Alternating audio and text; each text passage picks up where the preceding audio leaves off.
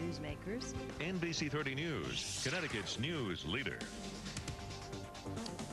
Good morning, everybody. I'm Tom Monahan. Thanks for joining us this Sunday on Connecticut Newsmakers. We want to begin the program today with a story of a woman named Bonnie Foreshaw. She's a woman who was sentenced to 45 years in prison. She's done 20 of those years in Niantic prison for women here in the state of Connecticut.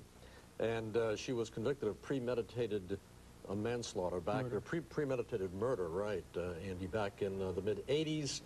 Of shooting and killing someone she did not know. Andy Tebow is with us on our program. We're glad to have you back, Andy. Thanks so much for being with us. Andy's a columnist with Law Tribune newspapers, and he is, of course, a Connecticut resident and native. Andy, thanks so much for coming in and being with us on our program. Great to see you, Tom. You wrote a story, Bonnie Foreshaw Must Go Free. That's a story you wrote. Just very quickly, a little bit of the background on this woman. What's her story? What's happening with her now? Well, Tom, this is really a story of remorse and redemption by a courageous woman, Bonnie Foreshaw, age 59, inmate at the Niantic jail. Bonnie grew up in an abusive household. She watched her father beat her mother, and then her stepfather sexually abused her. And then she had a life of abuse. Many of these points were not brought out at trial. And she followed the pattern as many abused women do, and she married an abusive husband who was stalking her when she left him. Bonnie worked her way up to be a shop steward at a manufacturing company in Hartford. She bought a house in Bloomfield. She was self-sufficient. And one night after work, she stopped at the Jamaican Progressive League in Hartford. A man tried to buy her a drink. He followed her outside of the bar, stalked her. And by this time, Bonnie had carried a gun for protection. She thought the man was reaching for something. She went to defend herself, and the man, Hector Freeman, pulled a pregnant woman in front of him, and Bonnie accidentally shot and killed that woman. How could, where would the premeditation come in on something like this? Well, you'd have to ask the prosecutor, but in the adversarial system, Tom, you know, both sides go for what they can get. Well, if Bonnie were white and rich and had a skillful lawyer, she would have been out a long time ago. Yeah. So she's done 20 already. Yes. Which she'll have to do, I mean, if things stay the same, she'll have to go 25 more, or is it right, 20? Yeah, 45-year sentence. She should be lucky to live through that if she goes. She's in poor health. She's got rheumatoid arthritis. She has an all-star legal team that sometime this year will go before the Board of Pardons and Parole, if I have the name right, and they'll try to get a hearing just to bring up the facts of Bonnie's case, her life as a model prisoner, graduate of the first hospice program at Niantic, literacy volunteers, surrogate mother.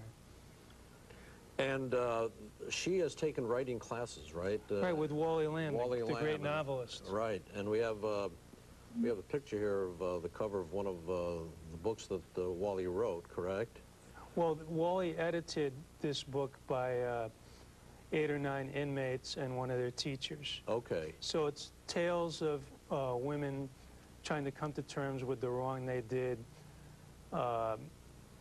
being remorseful and trying to redeem themselves and live good lives. Were all of these women in Niantic? Yes. Several of them are out now and are living productive lives in their communities. And of course, Bonnie is one of them. Bonnie's still in. Well, she's still in, but she's one of the people. One of the contributors. She became a very good writer. Really? And she found the writer's voice through Wally Lamb, and if I might, I'd like to read an excerpt. Sure, go ahead. Bonnie came from a family that loved music, and she writes, I knew, for instance, how things were going between my Aunt Mandy and Uncle Raymond by the kind of blues coming through their windows. If the situation was rocky, Coco Taylor, B.B. King, or Big Maybelle would wail out Aunt Mandy's pain. When Bobby Blue Bland's velvet vocals serenaded you as you passed, that meant Uncle Raymond had redeemed himself and my aunt was in love again.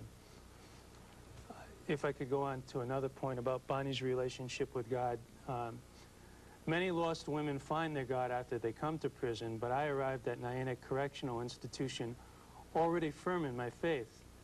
It's true I had walked on the wild side during my 20s, but in my 30s I underwent a transformation. abusive marriages had knocked much of the mischief out of me. When you live in fear that your husband may come at you again and crack your eardrum with a hard slap, cut you with a knife, or sink the teeth of an afro pick into your neck, it alters your perspective. Is this the first real opportunity that she's had, Andy, to try and get perhaps her sentence overturned or to get out with time served, so to speak? Well, she's got an all-star legal team that is going to try to get this hearing with the Board of Pardons and Parole, Hartford Attorney John Andrini, Senate's review expert Clint Roberts, Bridgeport Attorney Richie Meehan, and Attorney Mary Werblin, who's been with Bonnie from the beginning trying to help her out. So they are, what's happening now? Where are we in this whole process? They're preparing papers to get a hearing before the board this year. And I'm optimistic that the board will see the kind of model life Bonnie lived, the courageous life she lived, taking abuse inside and out of prison, maintaining self-control. She's a person who stands up for civil rights and protection of her body, but she'll pick her spots. For example, she didn't fight for a special diet because she thought she'd lose, but when she was when she had to stand up for her religious beliefs and when she was assaulted in prison, she stood up for that. She was assaulted in prison? Yes. Too, right? By another inmates? Well, allegedly by a guard. Yeah. But nothing came of that, despite 2 state police investigations and credible witnesses. You mentioned earlier that quite possibly she didn't have the best counsel. No, there was a hearing for incompetent representation, but Tom, as you might know, the bar is so low for incompetent lawyers. If the lawnmower repairman did a job as some of these guys, he'd be out of a job. But, you know, you can fall asleep or do a crappy job and get away with it if you're a lawyer. Yeah. Well, how do you feel about it? Are you optimistic that this time perhaps something will go right for her? Well, are we a compassionate society that believes in redemption, or are we a society that just believes in punishment? Why call it the correction department if we only believe in punishment and not rehabilitation? This is a woman who has rehabilitated herself and maintained the discipline. If I had 1/100th the courage or discipline of her, I'd be a much better person. Andy, thanks so much for coming in. I really hope you keep on top of this. Let us know how this all turns out, and maybe sometime down the road, if things work out well, we'll have Bonnie and you back again on this That'd program. be great, Tom. So I look forward to that here. very much. Thank you so much. Thanks, Andy Tom. Tebow, our guest, columnist with Law Tribune newspapers. We'll be back with more in Connecticut Newsmakers in a moment.